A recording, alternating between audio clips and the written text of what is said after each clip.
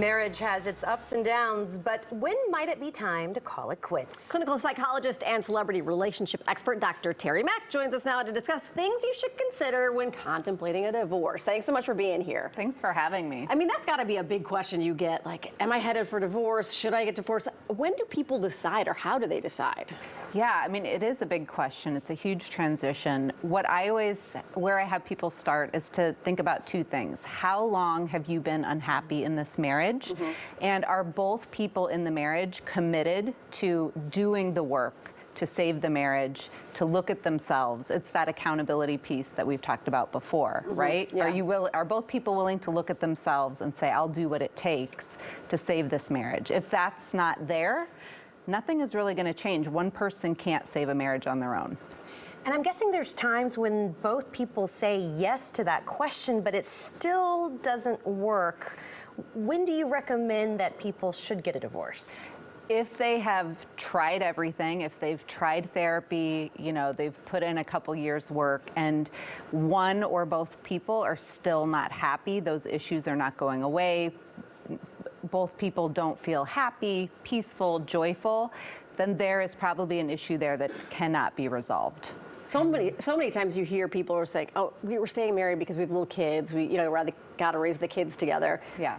Is that a thing that you should be doing? Or if you're not happy, you're not happy. Right. Staying in an unhappy, unhealthy, or joyless marriage or a chaotic marriage is not good for the kids, because the kids are impacted by what's happening in the home.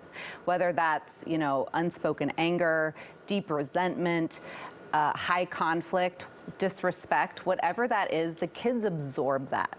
And what kids really need is not just two parents together living in the same house, it's at least one parent who is healthy, aligned, happy, and modeling what healthy relationships are and what self-care looks like.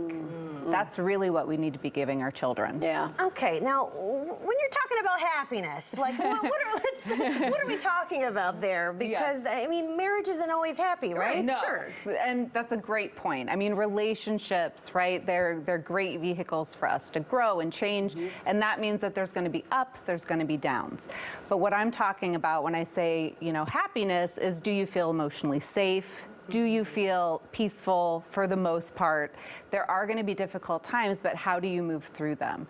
And there are times when divorce may be the better option if there are patterns of behavior that are not changing, like, bad behavior like cheating, disrespect, things like not taking accountability, minimizing one spouse's needs, not taking the issue seriously.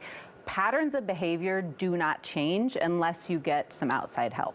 What do you do if you're a friend who sees someone in either a toxic or a bad marriage? Is there anything you can do to help or guide? It's tricky, right? Okay. Because you never want to say to a friend, I mean, usually, unless it's like an abusive situation or it's really like on one end of the spectrum, you don't want to badmouth the marriage or the spouse because they're less likely to open up to you. But you can express concern, and you can also just mirror back what they're telling you.